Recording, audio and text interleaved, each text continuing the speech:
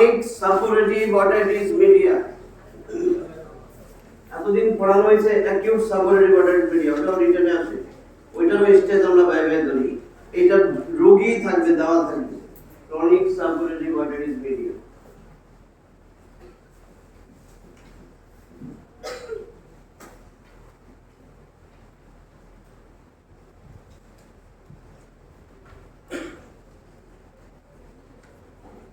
chronic suppurative otitis media এই রোগ যখনই জিজ্ঞেস করবে chronic suppurative otitis media এইটার মধ্যে তিনটা জিনিস থাকতেই হবে তিনটা জিনিস থাকাই লাগবে এক নম্বর chronic যেহেতু লং স্ট্যান্ডিং ইনফেকশন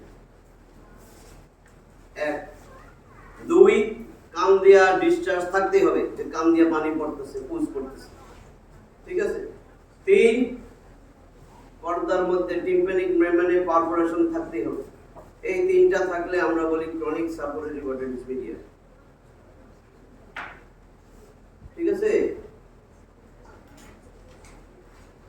এইটা LMF কোর্স আছে না LMF চিনো LMF ম্যাট্রিক পাস করে শিখতে আসো ওদেরকে এইভাবে বললে বুঝে তোমরা বুঝছো তো আসলে এবার মেডিকেল টার্ম দিয়ে বলবো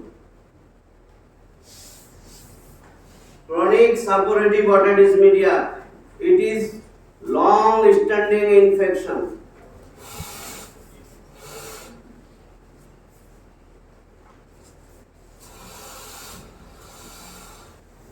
it is long standing infection of a part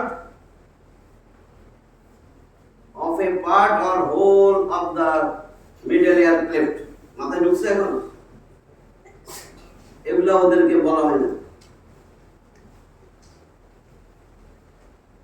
it is long standing infection of a part একটা পার্টের or whole of the middle ear cleft একজন অ্যানসার দিছে এবার 100 কয়জন ছিল পরীক্ষার্থী 115 জন মনে মিডল এয়ার ক্লেফট জীবনে শুনে আমি একটা কথা ক্লাসে অনেকবার বলি বিরক্ত লাগে না এতবার বলে কেন অর্থ জানো তো আমি কেন বলি কারণ আমার অভিজ্ঞতা হয়েছে 27 বছর আমি প্রথম থেকে স্টুডেন্ট পড়াই প্রথম যখন কেউ ছিল না আমি সবচেয়ে জুনিয়র তখনই আমার ফিজিক্যাল ক্লাস আমার ক্লিনিক্যাল ক্লাস এগুলো নিতে হই তখন তো চারজন দিয়ে চল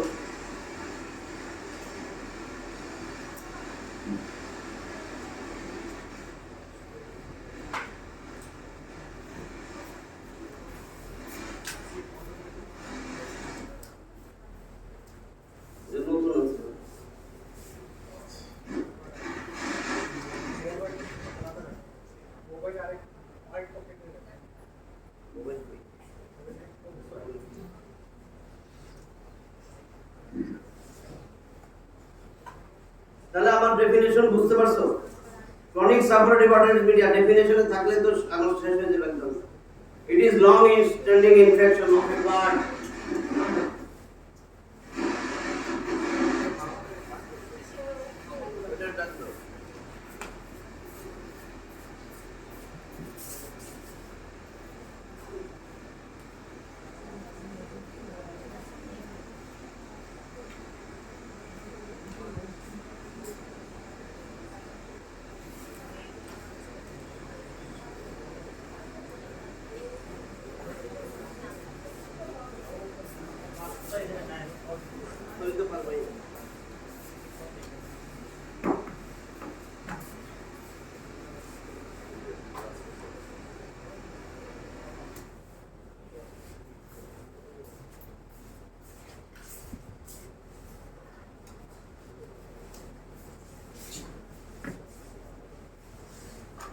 এই যে আমার মিডল এয়ার ক্লেফট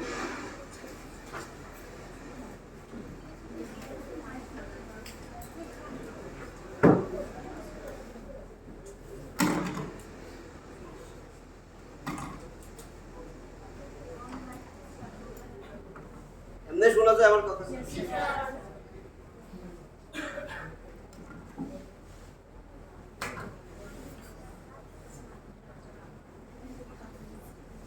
এখানে কয়টা পার্ট চারটা তো মুখস্থ বলতে পারবা এটা Eustachian tube, middle ear cavity, mastoid aditus ad antrum, mastoid antrum and air cell system. আর বলতে থাকবো আরো কয়েকবার, রেহাই নাই। এটা কিন্তু আমি বলে দিছি ওমর আজিজ ভাইরে, যে এটা জিজ্ঞেস করবেন সবাই। এক্সটার্নাল আমার সাথে ছিল, এক্সটার্নাল খুব পছন্দ করছে, এটা সে জিজ্ঞেস করবে, ঠিক আছে? এই এক্সটার্নালে আনার চেষ্টা করবে। যদি এরপরে কোনো ক্লাস পাই, এক্সটার্নাল যেটুকু নলেজের পরীক্ষায় তোমাদের কোশ্চেন দিবে সব বলে দেবে, কিন্তু আমার তো সুযোগই নেই, আমার 1 ঘন্টায় তাহলে ডেফিনেশন শেষ হবে। তাহলে it is long standing infection of a part or whole of the middle ear cleft. এই মিডল এয়ার ক্লেফটের 4টার যে কোনো একটা পার্টে ইনভলভ হইতে পারে, অথবা 4টা পার্টি ইনভলভ হইতে পারে।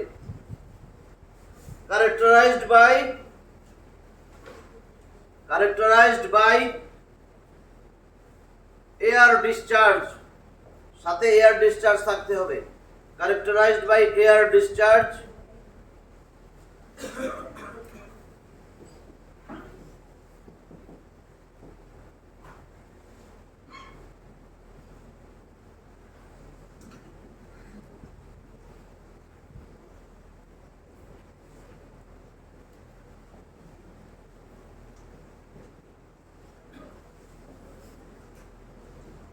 characterized by air discharge, কাম দিয়া পুজ পানি যেটাই আসুক, mucus discharge, mucopurulent, blood stain, ear discharge থাকবে। 3 নাম্বার, টিম্প্যানিক মেমব্রেনে একটা পার্মানেন্ট পারফোরেশন থাকবে।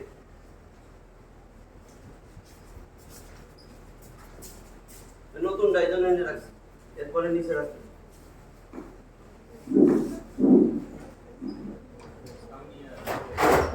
পার্মানেন্ট পারফোরেশন, permanent perforation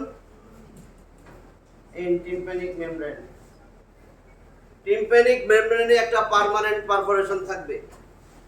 এই 3টা জিনিস থাকবে, লং স্ট্যান্ডিং ইনফেকশন হবে। ডেফিনেশন, তাহলে chronic suppurative odoritis media, it is a long standing infection involving a part or whole of the middle ear cleft, characterized by air discharge and a permanent perforation on the tympanic membrane. ঠিক আছে? Permanent perforation কি? ভাইবার question. Permanent perforation হওয়াতেই it does not heal spontaneously, এই জন্যই কথাটা বলা হয়েছে পার্মানেন্ট পারফোরেশন।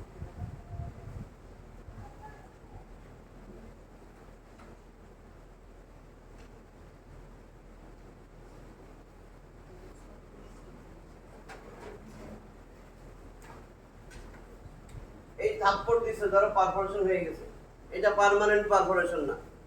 পারফোরেশনের মার্জিন দেখো ইরেগুলার, এটা স্পন্টেনিয়াস হিলিং হয়ে যাবে যদি কানে পানি টানি না যায়, কয়েকদিন পরে নিজে নিজে লেগে যাবে। Traumatic rupture tympanic membrane by hand slap, অনেক কজ বলছে, ঠিক আছে? এটা পার্মানেন্ট না, পার্মানেন্ট হইতে গেলে স্মুথ মার্জিন হইতে হবে। ধরো একটা পারফোরেশন হয়েছিল,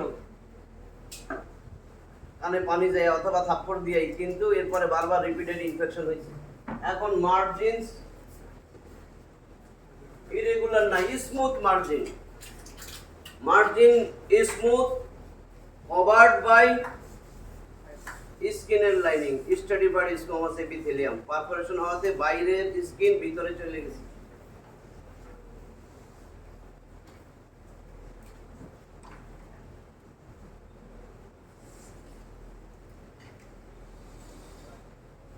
এই আমার টিম্প্যানিক মেমব্রেন।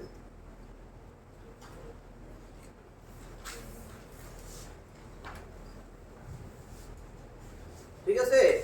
বুঝা যায়? এটা মিডল এয়ার ক্যাভিটি, এটা টিম্প্যানিক মেমব্রেন।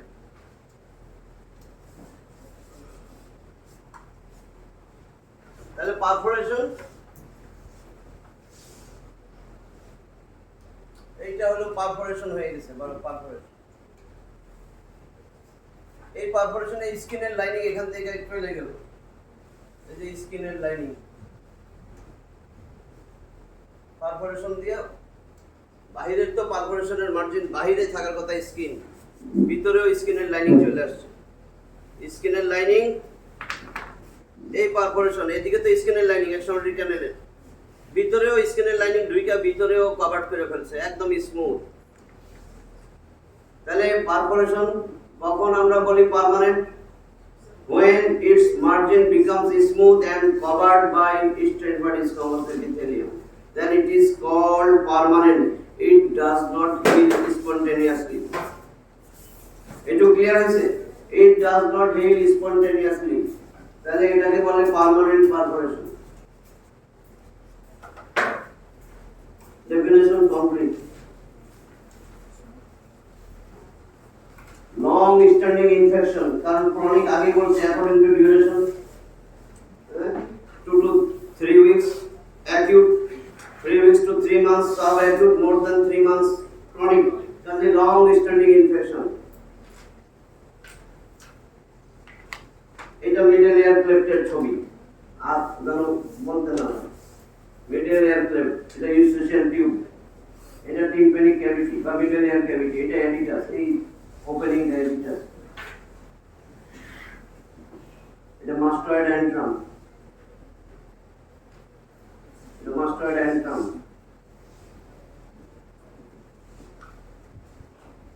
আর এগুলি সব এয়ার সেল সিস্টেম। এই যে চারটা হচ্ছে 1 2 3 4 5, এই দুটো এক mastoid antrum এর এয়ার সেল সিস্টেম, ঠিক আছে? এগুলা সবগুলা eustachian tube, middle ear cavity or tympanic cavity, aditus and antrum, mastoid antrum and air cell system, এই চারটা একসাথে বলে মিডল এয়ার ক্লেফট। এটার যে কোনো একটা পার্ট ইনভলভ হইলে, কাম দিয়া ডিসচার্জ হইলে, পার্মানেন্ট পারফোরেশন হইলে আমরা বলবো ক্রনিক সাপোর্টিভ অ্যাডারেন্স মিডিয়া, অথবা পুরোটা ইনভলভ হইলে, কাম দিয়া ডিসচার্জ হইলে, পার্মানেন্ট পারফোরেশন হইলে আমরা বলবো ক্রনিক সাপোর্টিভ মিডিয়া। এইটাই ছিল ডেফিনেশন। এখন ভালো করে খেয়াল করা, এইভাবে বইতে লেখা পাইবে না, সহজ করার জন্য বলতেছি, ক্লাস শুনলেই অ্যানসার দিতে পারবে। এখন এই যে ক্রনিক সাপোর্টিভ অর্থাইটিস মিডিয়া, এই রোগের মধ্যে দুইটা ভাগ করা হয়েছে, একটা ভাগ ডেঞ্জারাস টাইপ, মরে যায় রোগী, আরেকটা ভাগে কিছুই হয় না, খালি কাম দিয়া পানি আসে পুষ করে, পানি আসে পুষ করে, ওষুধ দিলে শুকে যায়, আবার আসে আবার শুকায় না, এরকম হয়। ওইটা হলো সেফ ভ্যারাইটি। তাহলে chronic suppurative otitis media two types.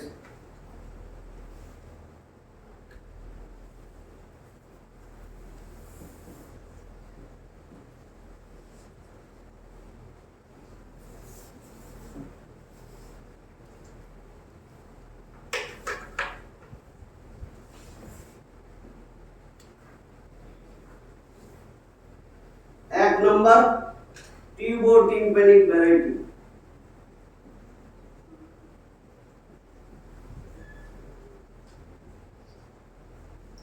টিউবোটিম্প্যানিক variety, আরেকটা এটিকোএন্ট্রাল ভ্যারাইটি।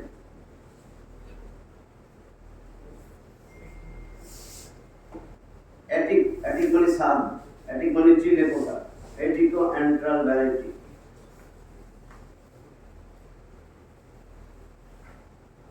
দুইটা পার্ট, এখন সহজ হয়ে যাবে, আমি বুঝাই দিই।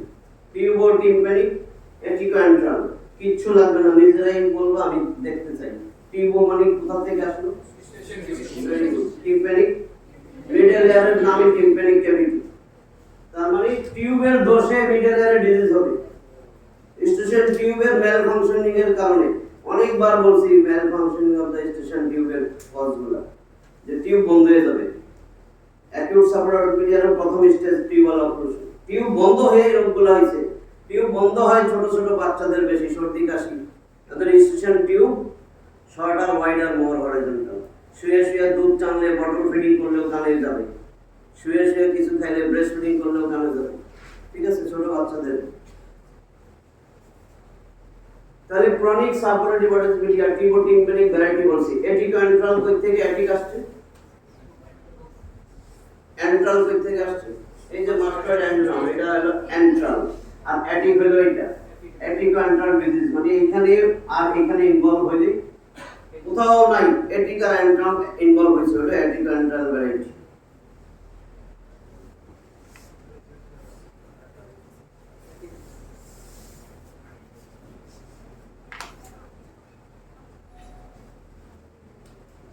এই ছবিটা আমি এখন আবার এইভাবে আঁকতেছি।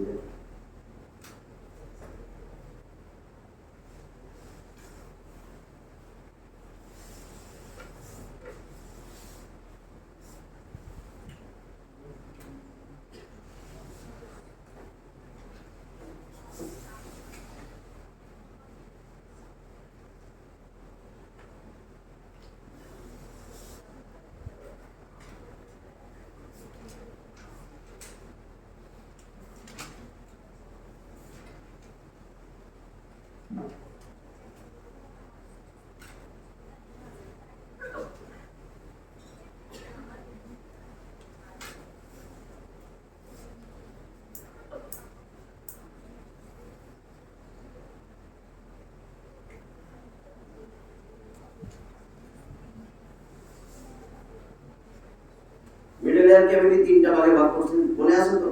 অ্যাটিক, মেজোটিম্প্যানাম, হাইপোটিম্প্যানাম, ঠিক আছে? অ্যাটিক, মেজোটিম্প্যানাম, হাইপোটিম্প্যানাম, এগুলো মনে আছে তো? অ্যাটিকের আরেক নাম এপিটিম্প্যানাম।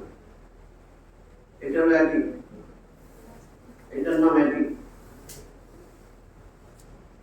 মিডল এয়ারের সাত না, এটা চিলে কোঠা, উপরে এক যখন বাড়ির উপরে একটা ছোট্ট রুম বানায় আছে, এটা মিডল এয়ারের সাত, অ্যাটিক। আর এটা master antrum.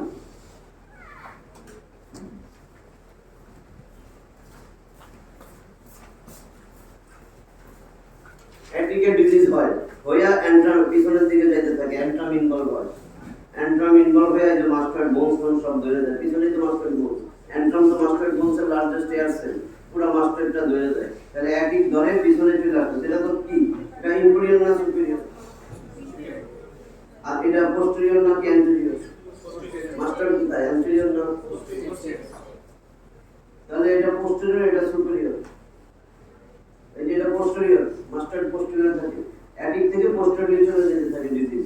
Posterior superior part, middle and লেফটের এটা পোস্টেরিয়র সুপিরিয়র পার্ট। এটা বুঝছো কিনা? তাহলে এটিকো অ্যান্ট্রাল ডিজিজটা ইনভলভ করে মিডল এয়ার লেফটের পোস্টেরিয়র সুপিরিয়র পার্ট, ঠিক আছে? আর টিউবোটিম্প্যানিক, এই যে স্টেশন টিউব, এটা অ্যান্টেরিয়র।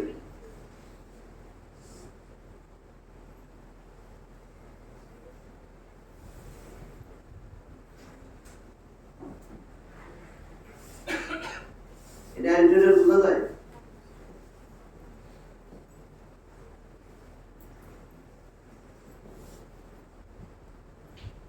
এটা পোস্টেরিয়র সুপিরিয়র। তাহলে এই যে টিউবের দোষে এখানে ডিজিজ হইলো, মেজোটিম্প্যানাম পর্যন্ত, স্টেশন টিউব, মেজোটিম্প্যানাম, এটা অ্যান্টেরিয়র ইনফেরিয়র পার্ট। এটা বোঝা গেছে? The tubotympanic variety involves the anterior-inferior part of the middle ear. Tubotympanic variety টা এই যে স্টেশন টিউব, টিম্প্যানিক ভ্যারাইটি বলছে, টিউবোটিম্প্যানিক। তাহলে এই টিম্প্যানিক ক্যাভিটি মানে মিডল এয়ার ক্যাভিটির মেজোটিম্প্যানাম বন্ধ থাকবে, Eustachian tube and mesotympanum. Involved area হলো স্টেশন টিউব এন্ড মেজোটিম্প্যানাম, উপরেরটা বাদে। কারণ অ্যাটিক অ্যান্ট্রাল কারেক্ট ডিজিজ আছে, সেখানে আমার এপিটিম্প্যানাম আর attic and mastoid antrum, mastoid antrum and mastoid involve হবে, তিনটা। Attic, mastoid antrum and mastoid. ওর মধ্যে এয়ারসেল বাকিগুলো থাকলে থাকবে, পেন্সিল মাস্টার্ড অ্যান্ট্রাম থাকবে, এয়ারসেল নাও থাকতে পারে। বুঝা গেছে? তাহলে tubotympanic variety involves the anterior-inferior part of the middle ear cleft, bracketed eustachian tube and mesotympanum. Anterior-inferior part কি কি আছে বুঝছো কি না? Aticoantral variety, it is dangerous variety or unsafe variety. এটার নাম aticoantral এর নাম, এটা হলো dangerous variety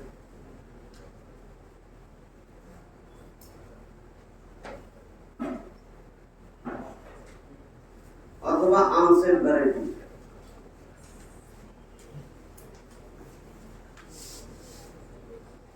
ভাই ভাই জিজ্ঞেস করে ডেঞ্জারাস ভ্যারাইটি কোনটা অথবা আনসেফ ভ্যারাইটি কোনটা। এটিকোঅ্যান্ট্রাল হলো ডেঞ্জারাস আর আনসেফ, কেন সেটা পরে বলছি। টিউবোটিম্প্যানিক ভ্যারাইটি এটা safe variety or benign type.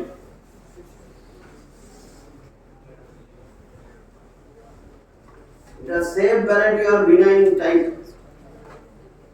তাহলে আমার tympanic variety involve the antero inferior part of the middle ear cleft, আর atticoantral variety involve the posterior superior part of the middle ear cleft. এর মধ্যে involve হবে attic, mastoid antrum, mastoid. Attic, mastoid antrum and mastoid. Antrum ছাড়া বাকি মাস্টয়েডের যে part সেটারে বলা হয়েছে মাস্টয়েড। বুঝছো?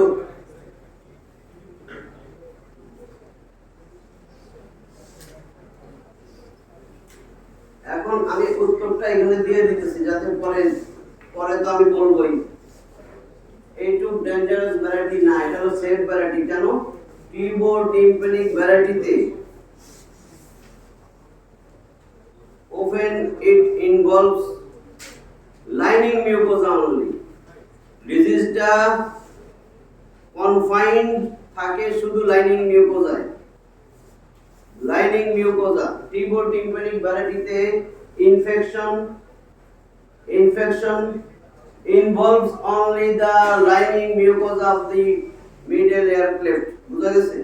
শুধু লাইনিং মিউকোজা ইনভলভ করে।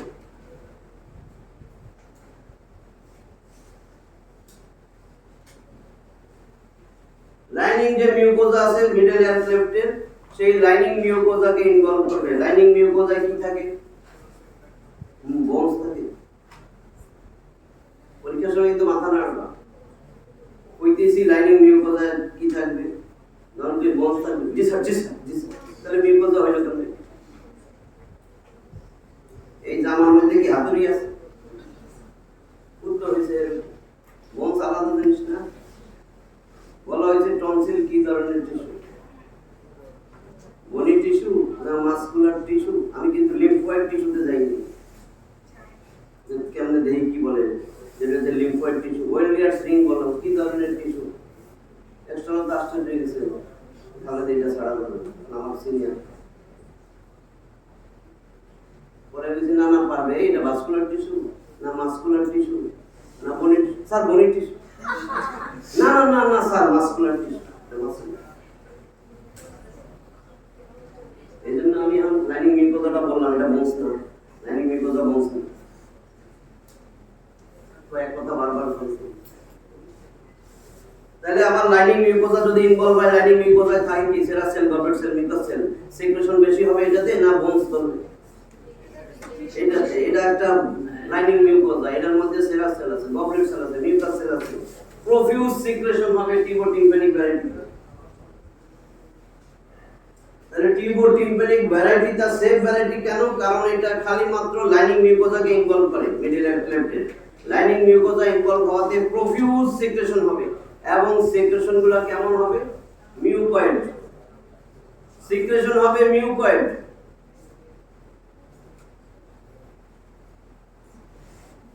or sometimes mucopurulent। বুঝা গেছে এবার?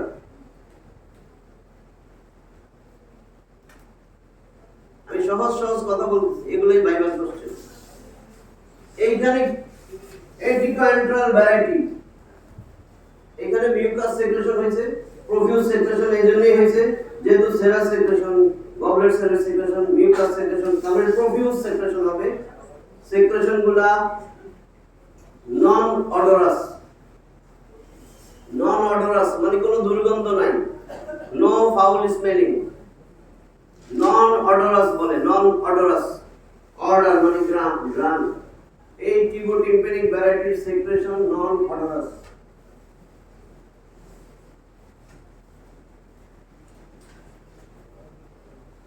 কোনো দুর্গন্ধ নাই। নাক দিয়ে যখন পানি পড়ে বন্ধ পাবো, এটা তো মিউকোজাল সিক্রেশন। ঠিক আছে? মিউকোজাল সিক্রেশন যখন হয়, সর্দি লাগে তখন অনেক পানি পড়ে না? এটিকোঅ্যান্টেরাল ভ্যারাইটি, ওইখানে আমি একটু স্টপ রাখলাম। এই টিম্প্যানিক ভ্যারাইটিতে টিম্প্যানিক মেমব্রেনের পারফোরেশন শুধুমাত্র পার্স টেন্সায় থাকে। এই যে এটা কিন্তু পার্স টেন্সা। টিম্প্যানিক মেমব্রেনের পার্ট জানো তো? Very good. এটা কি?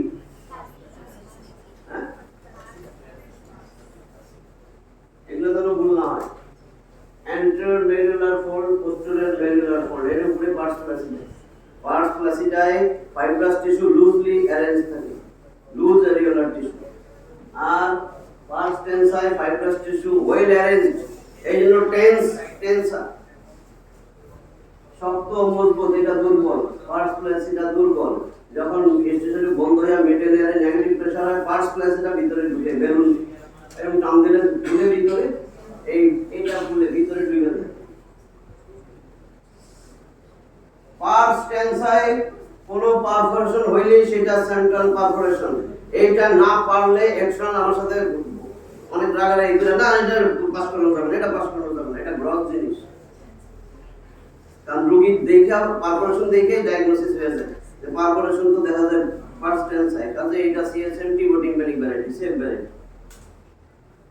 টিবোটিম্প্যানিক ভ্যারাইটিতে, সেফ ভ্যারাইটিতে বিনাইন টাইপে যে পারফোরেশন সেটা অনলি সীমাবদ্ধ পার্স টেনসাই, এটারে বলে সেন্ট্রাল পারফোরেশন। ডিজিজে ঢুকতে পারবো সেন্ট্রাল পারফোরেশন, এখানে ক্লিয়ার না হলে কিন্তু ফেল হয়ে যাবে। সেন্ট্রাল পারফোরেশন, সেন্ট্রাল পারফোরেশন মানে সেন্টারে থাকবে সেটা না। এই যে আমার এটা পুরোটা পার্স টেনসাই, এইখানে যদি থাকে সেন্ট্রাল, এটা সেন্ট্রাল, এটা সেন্ট্রাল, তাহলে সেন্ট্রাল পারফোরেশন মানে যদি পারফোরেশনের মার্জিন সারাউন্ডেড বাই পার্স টেনসাই, পারফোরেশনের মার্জিনে যদি পার্স টেনসাই থাকে, চারিদিকে পার্স টেনসাই রয়ে গেছে না, এই যে পার্স টেনসাই না, বুঝতেছো? এই সাদাটা ছিল, এই যে কালো বর্ডারের ভিতরে সাদা পোলাটাই ছিল আমার পর্দা, পার্স টেনসাই, এইটা পারফোরেশন। তাহলে চারিপাশে পার্স টেনসাই আছে না, এই যে পার্স টেনসাই, এই যে পার্স টেনসাই, তাহলে সেন্ট্রাল পারফোরেশন। ওই পারফোরেশনকে বলে when the margins of the perforation surrounded by pars tensa, মাথায় যেন না আসে সেন্টারে থাকলে পার্স। এটা কি হ্যান্ডেল অফ দ্য মেলিয়াস, এটা জানো তো? হ্যাঁ, তাহলে হ্যান্ডেল অফ দ্য মেলিয়াসের এটা কোথায়, সামনে না? এটা অ্যান্টেরিয়র পারফোরেশন, এটাও সামনে অ্যান্টেরিয়র পারফোরেশন। এটা হ্যান্ডেল অফ দ্য মেলিয়াসের নিচে, এটা ইনফেরিয়র পারফোরেশন। এটা হ্যান্ডেল অফ দ্য মেলিয়াসের পিছনে, এটা পোস্টেরিয়র পারফোরেশন। এটা না জানলে হবে যে আমার পার্স টেনসাই পারফোরেশন আছে, পারফোরেশনের চারিদিকে পার্স টেনসাই থাকতে হবে। যদি একদিকে থাকে আর একদিকে নাই তাহলে হবে, তাহলে ওটার আরেকটা নাম আছে। এইটা বুঝে থাকলে আমি বুঝে দিলাম, না বুঝছে এখন মাথা গোলাম। এই আমার পার্স প্লাস এটা পার্স টেনসাই, এটা পার্স টেনসাই। টিম্প্যানিক মেমব্রেনের চারটা ভাগ, আগেও বলছি আবারও বলতেছি। Handle of the malleus, along the handle of the malleus একটা লং অ্যাক্সিস কাটলাম, ভার্টিক্যাল লাইন। এখন আম্ব যেটা হ্যান্ডেল অফ দ্য মেলিয়াসের এই আম্ব, এটা এখান দিয়ে একটা ট্রান্সভার্স লাইন টানলাম, চারটা ভাগ হয়েছে দিয়ে। এটা যেহেতু সামনের অংশ, এটা কি অ্যান্টেরো সুপিরিয়র, এটা অ্যান্টেরো ইনফেরিয়র থাকে কোন লাইট চিকচিক করে সব সময় অ্যান্টেরো ইনফেরিয়র পার্ট, এটা অ্যান্টেরো ইনফেরিয়র, এটা পোস্টেরো সুপিরিয়র, এটা পোস্টেরো ইনফেরিয়র। ভালো করে বুঝতে পারছো এবার? পার্স টেনসাই যে পারফোরেশনই থাকুক সেটারে বলে সেন্ট্রাল পারফোরেশন। এটা কোথায় পাওয়া যায়? টিবোটিম্প্যানিক ভ্যারাইটি অফ সিএসএম। আর কোনো পারফোরেশন আমরা এটা পাই না। এইবার দেখো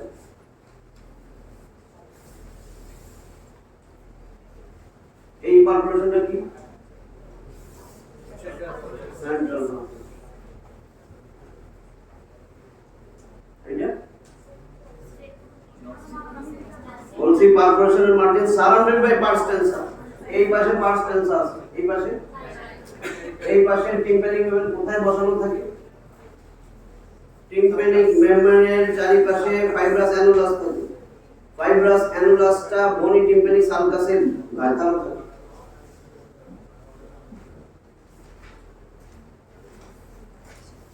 এই আমার টিম্প্যানিক মেমব্রেন, এই টিম্প্যানিক মেমব্রেনের চারিদিকে ফাইব্রাস টিস্যু একটু দড়ির মতো হয়ে যায়, এই যে দড়ির মতো হয়ে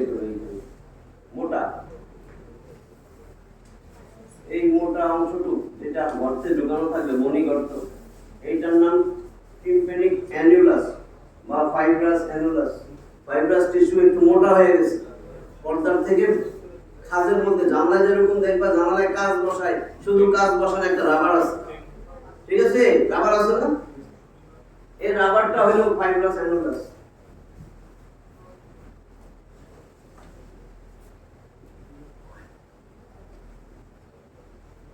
লালটা আমার টিম্প্যানিক মেমব্রেন, টিম্প্যানিক মেমব্রেন চারিদিকে ফাইব্রাস টিস্যু একটু ঠিক হয়ে গেছে, ওইটার নাম টিম্প্যানিক অ্যানুলাস বা ফাইব্রাস অ্যানুলাস।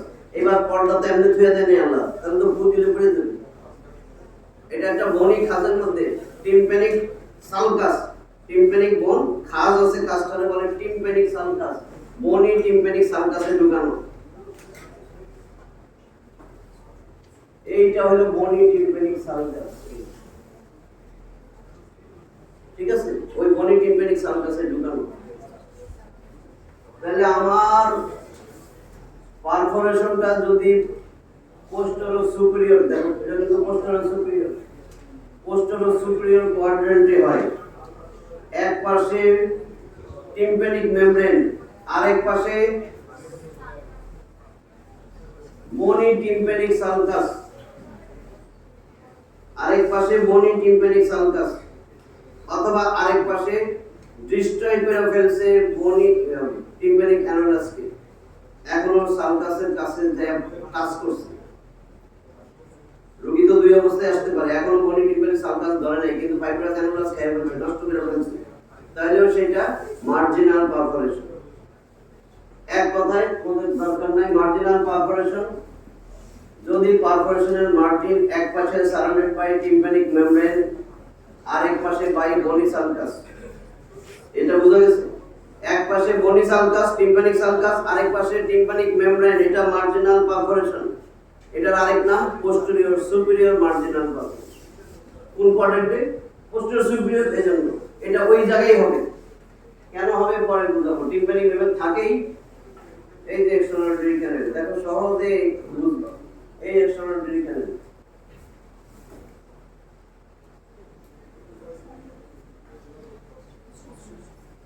তাহলে মার্জিনাল পারফোরেশন মিডল এর স্কিন যায় কেমনে, দেখো এই যে স্কিনের লাইনিং সহজে এদিক দিয়ে যাবে না মাঝখান দিয়ে যাবে? লাইনিং তো বোনস এইখানে না, লাইনিং এক্সট্রাঅর্ডিনারি ক্যানেলে তো লাইনিং, তো লাইনিং তো এদিক দিয়ে ঢুকতে পারবে তাড়াতাড়ি। পারফোরেশন পার্স প্লাসিডা বেশি কমন, পারফোরেশন না, পার্স প্লাসিডা দুর্বল, এটা তো উপরে এরকম না, পার্স প্লাসিডা উপরে। তো এইখানে যদি পারফোরেশনটা হয়ে যায় তাহলে স্কিনের লাইনিং ভিতরে ঢুকতে পারবে সহজে। এইজন্য পারফোরেশনটা পোস্টেরিয়র সুপিরিয়র মার্জিনাল নেই কমন। এটা কোন ভ্যারাইটিতে? Dangerous variety. তাহলে এটিকো এন্ট্রাল ভ্যারাইটি বা ডেঞ্জারাস ভ্যারাইটিতে পারফোরেশন কমন হইলো পোস্টেরিয়র সুপিরিয়র মার্জিনাল পারফোরেশন, সংক্ষেপে এর নাম মার্জিনাল পারফোরেশন। মার্জিনাল পারফোরেশনের ডেফিনেশন হইলো when the margins of the perforation surrounded by partly pars tensor বা টিম্প্যানিক মেমব্রেন, আগে বলবা তখন এক্সটার্নাল জিজ্ঞেস করবে টিম্প্যানিক মেমব্রেনের কোন পার্ট, পার্স টেন্সর। অনেক সময় এটা এই জন্য টিম্প্যানিক মেমব্রেন বলছি, অনেক সময় পারফোরেশনটা এরকম হয়, বুঝা গেছে? তাহলে সবচেয়ে সঠিক পার্স টিম্প্যানিক মেমব্রেন, আর পার্স প্লাসিডাও টিম্প্যানিক মেমব্রেনের পার্ট। মার্জিন সে পারফোরেশন এসে ইনফেকশন হইতে হইতে মার্জিন বড় হবে না, বড় হইলে তো উপরে এটাই দুর্বল, ওইখানেই বেশি হয়। Marginal perforation when the marginal perforation কোনটা? when the margins of the perforation partly surrounded by tympanic membrane and partly surrounded by bony tympanic sulcus, তখন এটারে বলে মার্জিনাল পারফোরেশন। যদি বলে কোশ্চেন টিম্প্যানিক মেমব্রেন বলছো, কোন পার্টটা বেশি ইনভলভ হয়? পার্স টেন্সর, ঠিক আছে, পার্স প্লাসিডা ইনভলভ হইতে পারে। পোস্টেরিয়র সুপিরিয়র পার্টে হবে, টিম্প্যানিক মেমব্রেনের পোস্টেরিয়র সুপিরিয়র কোয়াড্রেন্টে হবে, টিম্প্যানিক মেমব্রেনের পোস্টেরিয়র সুপিরিয়র কোয়াড্রেন্টে হবে এই মার্জিনাল পারফোরেশন। এক পাশে টিম্প্যানিক মেমব্রেন, আরেক পাশে বনি সালকাস। আর আরেকটা পারফোরেশন কমন এটিকো এন্ট্রাল ভ্যারাইটিতে, এটিকো এন্ট্রাল বলা হয়েছে, এটার নাম কি? পার্স প্লাসিডা পার্স প্লাসিডায় যদি পারফোরেশন হয় এটাই একই। টিম্প্যানিক মেমব্রেনের সাব কোনটা? পার্স প্লাসিডা না? ঠিক আছে, টিম্প্যানিক মেমব্রেনের মিডল এয়ার ক্যাভিটি বলি না। এই যে টিম্প্যানিক মেমব্রেনের সাব উপরের অংশ, অ্যাটিক তো চিলে কোটা উপরে, তাহলে পার্স প্লাসিডায় পারফোরেশন হইলে এটাকে বলে অ্যাটিক পারফোরেশন।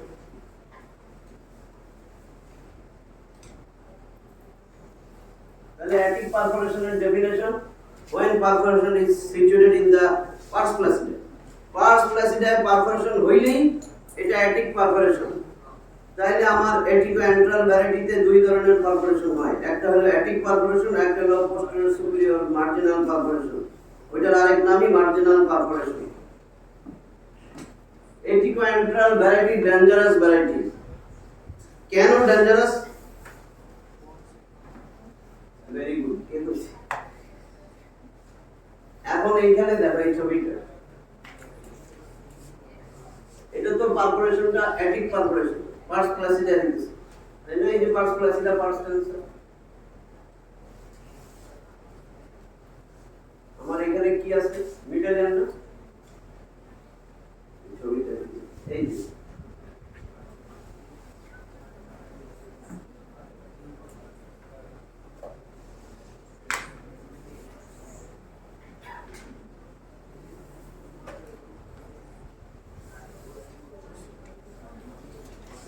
এই যে টিম্প্যানিক মেমব্রেন,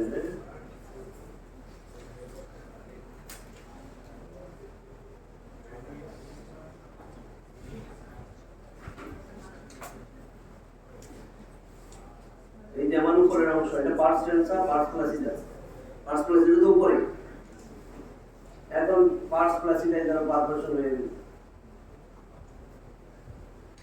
অ্যাটিকোএন্ট্রাল ডেঞ্জারাস কেন সেটা বলতেছি। স্কিনের লাইনিং, রাস্তা তো পেয়ে গেছে, কই যাবে? স্কিনের লাইনিং থাকবে এক্সট্রানোডিক ক্যানেলে and outer part of the tympanic membrane, এইটুকুই তো। মিডল এয়ারে তো নাই, মিডল এয়ারে পুরোটাই কি আছে? নিচের অংশ respiratory epithelium, special tube, respiratory epithelium, বাকিটা কিউবার্টাল। ঠিক আছে, তাহলে আমার এখানে জায়গা পেয়ে গেছে লাইনিং এপিথেলিয়াম, এই তো মাইগ্রেট করে ভিতরে যাবে। মাইগ্রেট করে যখন ভিতরে গেল, দেখো এটা তো এই যে মেজোটিম, এক্সটেরিয়র টিউব, মেজোটিম্প্যানাম, এক্সটেরিয়র টিউব, মেজোটিম্প্যানাম, এটা ইনভলভ হয় tympanic variety, anterior inferior part বলছি ডেফিনেশন। তাহলে আমার এটা অ্যাটিক ছাদ, অ্যাটিকোএন্ট্রাল ভ্যারাইটি। লাইনিং এপিথেলিয়াম চলে যেতেছে কোথায়? অ্যাটিকে। পোস্টেরিয়র সুপিরিয়র পার্ট ইনভলভ হয় না? মিডল এয়ারের সুপিরিয়র পার্টের নাম অ্যাটিক আর এপিটিম্প্যানাম। স্কিনের লাইনিং চলে গেল, এই যে স্কিনের লাইনিং, টিম্প্যানিক মেমব্রেন পারফোরেশন পাওয়াতে ভিতরে ঢুকে গেছে, এই যে স্কিনের লাইনিং। স্কিন থাকার কথা এক্সট্রানোডিক ক্যানেলে, চলে গেছে মিডল ইয়ার ক্যাভিটিতে। Skin in the wrong place is called cholesteatoma. এই যে আমার এখন স্কিনের লাইনিং এখানে দেখো,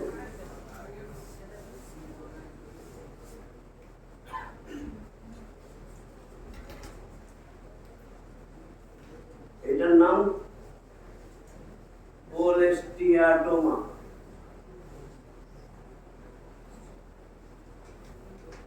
তোমাদের বোঝানোর জন্য আমি ডেফিনেশন বানাইলাম। Skin in the wrong place, স্কিনটা ছিল এক্সট্রানোডিক ক্যানেলে, আসছে মিডল ইয়ারে থ্রু দা পারফোরেশন। কোন পারফোরেশন? অ্যাটিক পারফোরেশন অর এই তো গা ঘেঁষে আসছে না মার্জিন দিয়ে, তাহলে দুইটা পারফোরেশনে স্কিন ভিতরে ঢুকতে পারে। সেন্টার পারফোরেশনে এত সহজ না, এজন্য এটা সেফ ভ্যারাইটি, এটা লাইনিং মিউকোজা ইনভলভ হয়।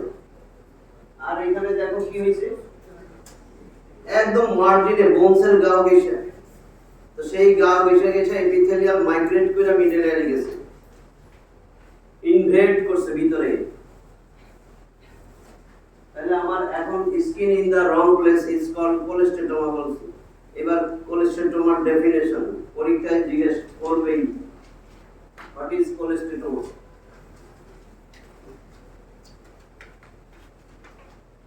দেখো skin in the wrong place বললাম, এই যে দেখো তো ব্যাগ বা থলির মতো হয়ে গেছে। কোলেস্টোটোমা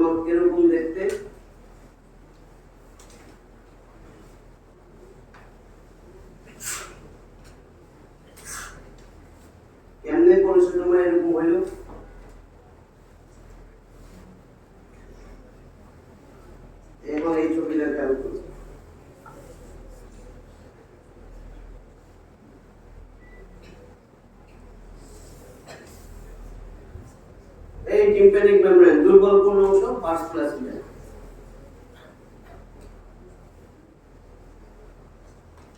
ইউস্টেশন টিউব ব্লক মিডল এয়ারে নেগেটিভ প্রেসার ভ্যাকান্সি হইছে ভিতরে টাইনা নিয়ে যাবে সব, তাহলে টাইনা নিয়ে গেলে এইটা কি হইলো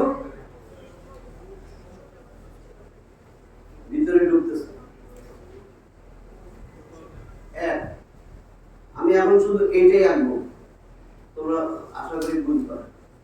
দুই এইটা এখন কি হইতেছে আস্তে আস্তে আরো বড় হইতেছে, বুঝা যাচ্ছে? এইটা কেন? এই দেখো তো লাইনিং ছিল স্কিনের লাইনিং, টিম্প্যানিক বাইরের লাইনিং কি স্কিনের লাইনিং, তাহলে এটা তো স্কিনেরই লাইনিং থাকবে, বুঝছো? এবার এখন এই স্কিনের লাইনিং এর মধ্যে কি থাকে? স্ট্রাটিফাইড স্কোমাস এপিথেলিয়াম, কেরাটিনাইজড, বড় করে দেই তাহলে বুঝবা। এই যে কেরাটিন, এখন স্কিনের লাইনিং, এই যে স্কিনের লাইনিং, এটা বুঝতেছো? এইটাই আমি আঁকছি। তাহলে এই যে স্কিনের লাইনিং স্ট্রাটিফাইড স্কোমাস এপিথেলিয়াম, তাহলে কেরাটিন গুলো তো এখানে জমতেছে। এই যে কেরাটিন, এই যে কেরাটিন, কেরাটিন কি? যখন ছোট থাকে, এই যে টিম্প্যানিক মেমব্রেন ভিতরে ঢুকে গেল, এটা যখন শ্যালো থাকে, শ্যালো পকেটটা শ্যালো হয়, পকেট হইছে, পকেটটা শ্যালো, শ্যালো মানে গভীর না, তখনও তার সেলফ ক্লিনজিং প্রপার্টি থাকে, ময়লাগুলো বাইরের দিকে পড়ে যায়, কেরাটিন যেগুলো জমে ডিসকমেটেড এপিথেলিয়াম বাইরে চলে যায়, সেলফ ক্লিনজিং প্রপার্টি থাকে। এক্সট্রানোটিক ক্যানেলের একটা সেলফ ক্লিনজিং প্রপার্টি আছে, এইজন্য যে যত বেশি কান চুলকায় তার এই প্রপার্টিটা নষ্ট হয়। নাহলে আল্লাহ এমন ব্যবস্থা করে দিয়েছে, ওয়াক্স করানোর সময় বলছি ময়লা জমতে দেয় না, বাইরের দিকে চলে যায়। যখন পকেট আস্তে আস্তে ডিপ হয়, তখন সেলফ ক্লিনজিং প্রপার্টি আর থাকে না, সে নিজে নিজে পরিষ্কার করতে পারে না, কিছু ক্যারাটিন জমেই থাকে। ক্যারাটিন জমতে জমতে, ক্যারাটিন ব্যাকটেরিয়ার খাবার, এইবার ব্যাকটেরিয়া আসছে, এইবার ব্যাকটেরিয়া গুলো আইছে খাইতে। ব্যাকটেরিয়া যখন আসবে এখানে ইনফেকশন হবে না? 3 নাম্বার, যখন ইনফেকশন হইতে থাকে তখন কি হয়? এইটা আরো বড় হয়ে গেল।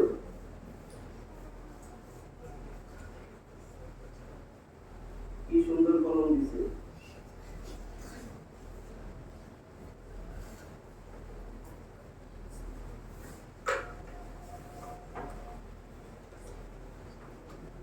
ঠিক আছে, এটা আরো ডিপ হইছে। কেন? Due to infection. ইনফেক্টিভ প্রসেসে ইনফেকশন যখন হয় তখন কি হয়? হিলিং প্রসেসে এক পাশে destruction, side by side healing destruction, destruction healing, destruction healing, তাই না? যদি দেখা যায় অর্গানিজমের virulence of organism high, patient body resistance কম, তাহলে এটা গ্রো করতেই থাকবে। তো এটা গ্রো হইতেছে। 3 এখন এরকম যদি এটা বড় হইতেই থাকে,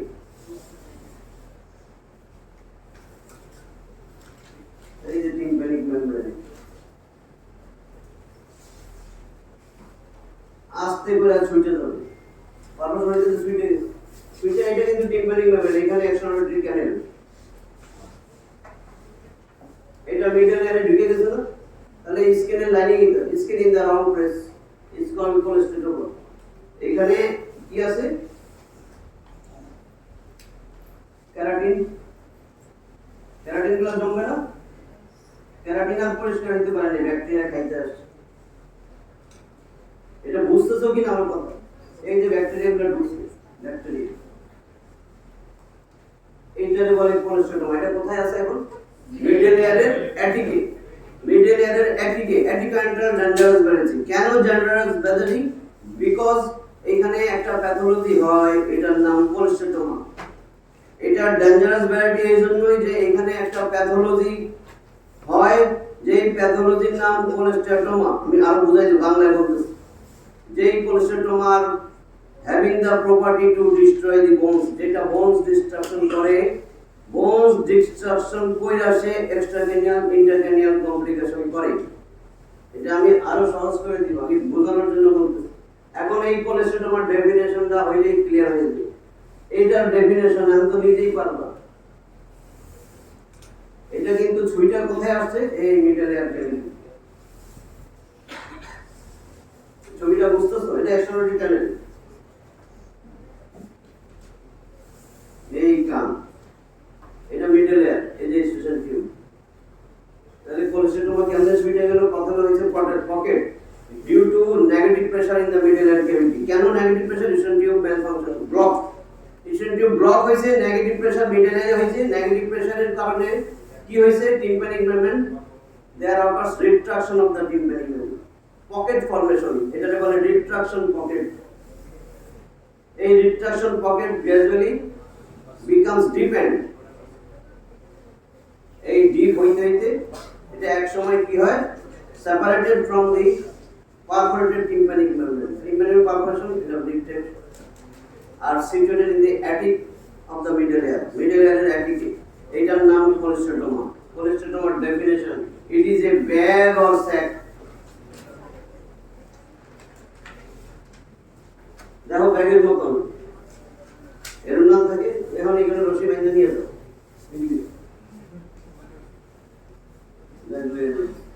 টাকার ব্যাগ দাও না, পুন্নান ব্যাগ দেখাইছিল না, একটা ব্যাগ দেখাইছিল না, যাইতেছে ওইটা দেখো পাখির মতো, ওই ব্যাগটা, ওইটাই কোলেস্টেটমা। মানে এটা সারা জীবন মানুষের ক্ষতি করবে, এগুলো ক্ষতিকর, মরেই যায় মানুষ, নিরীহ মানুষগুলো মরে যায় সব। কেন? দুনিয়ার সিস্টেম সব মিলে।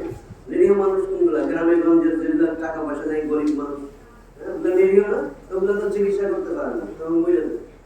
এক্সট্রাঅর্ডিনারি ইন্টারভেনিয়ার কমপ্লিকেশন হয়ে মরে যায় জালিমের জুলুমের কারণে। কারণ it is a bag or sec.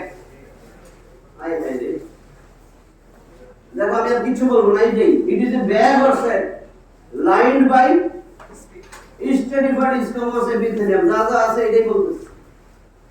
concentrically arranged sheets of keratin with living or dead bacteria। আমি এইটা যা আছে তাই বলছি, আর কিছু বানায় বলি না। এই ছবি এতক্ষণ আঁকলাম। it is a bag or sac lined by skin, না স্কিন ঢুকছে না, lined by stratified squamous epithelium with concentrically arranged sheets of keratin। এই যে keratin, এই যে এটা সব keratin। দেখো কি সুন্দর কনসেন্ট্রিক্যালি অ্যারেঞ্জ, একটার পর একটা Sheets of keratin.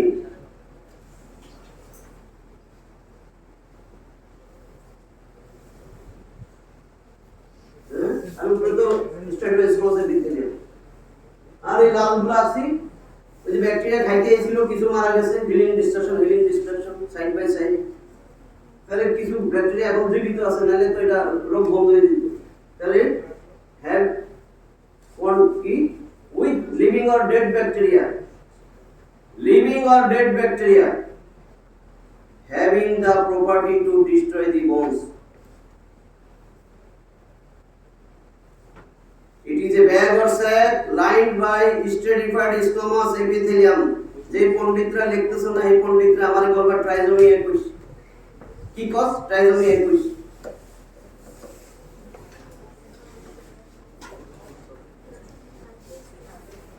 It is a bag or sac lined by stratified squamous epithelium containing concentrically arranged sheets of keratin with living or dead bacteria having the property to destroy the bones by bone destruction। It can causes extracranial and intracranial complication which is life threatening, hence it is called dangerous variety। hence it is called dangerous variety। আর পড়াইতে পারলাম না, 1 ঘন্টা শেষ। আবার definition বলতেছি, এই definition এইভাবেই বলতে হবে, নাহলে এক্সটার্নাল ধইরা বসবে। এর ভিতরে সব আছে, এর ভিতরে এমসিকিউ আছে, এজন্য বলছি। Cholesteatoma it is a bag or sack lined by, এইখানে সিরিয়ালি যা যা আছে, প্রথমে দেখো stratified squamous epithelium, lined by stratified squamous epithelium। তারপরে এর মধ্যে কি কন্টেন্ট, ব্যাগের ভিতরে কি কি আছে? containing concentrically arranged sheets of keratin with living or dead bacteria having the property, এর গুণ to destroy the bones রে খালি খেয়ে ফেলে, bones ভাঙা ফেলায় bones ভাঙা by destroy the bones it can causes extracranial and intracranial complication which is life threatening, hence it is called dangerous variety. ঠিক আছে, তাহলে আমার ডেঞ্জারাস ভ্যারাইটি এটি কন্ট্রোল ভ্যারাইটি। কেন ডেঞ্জারাস বললাম? এটা এই ভ্যারাইটিতে পারফোরেশন দুই ধরনের হয়, অ্যাটিক আর মার্জিনাল। Tympanic safe variety. কেন সেফ ভ্যারাইটি? শুধু অনলি মিউকোসা ইনভলভ হয়, শুধু প্রফিউজ ডিসচার্জ হয়, আর ওইখানে পারফোরেশন পার্সটেন্স হয়। এই কয়টা পারফোরেশন পাইছো, ডিসচার্জটা ফাউল স্পেলিং না। এইখানে কি হলো? ইট ডিস্ট্রয় দি বোনস। বোনস যখন ডিস্ট্রয় হয়, বোনসে যখন অস্টিয়াইটিস হয়, মিউনেশন টিস্যু হয়, কোলেস্টেরল হয়, বোনসটা খেয়ে ফেলে, প্রচন্ড দুর্গন্ধ হয়। তাহলে অ্যান্টিকন্ট্রাল ভ্যারাইটিতে কি হয়? Malodour, foul smelling. ডিসচার্জটা হবে মেল অর্ডার, মেল অর্ডারাস। ডিসচার্জটা কেমন হবে? দুর্গন্ধযুক্ত ডিসচার্জ হবে। ডিসচার্জটা হবে স্ক্যান্টি, অনেক অল্প ডিসচার্জ, দেখাই যায় না। স্ক্যান্টি ডিসচার্জ, যেহেতু বোন ডিস্ট্রাকশন হইতেছে, আর ওইখানে মিউকোসা প্রফিউজ ডিসচার্জ হইতেছে। টিম্প্যানিকের ডিসচার্জ প্রফিউজ, আর এটাতে ডিসচার্জ স্ক্যান্টি, আর মেল অর্ডারাস, মেল অর্ডারাস। ঠিক আছে, পার্থক্য হয়ে গেল। এরপরে ডিজিজ টিম্প্যানিক ভ্যারাইটি তোমাদের পরীক্ষায় দেওয়া থাকে, ওইটা পড়াবো, পরে অ্যান্টিকন্ট্রাল ভ্যারাইটি পড়াবো। এই কথাগুলো আবারও আসবে, নাহলে আমারও একটা এই আজকে শেষ হয়েছে ডিজিজ।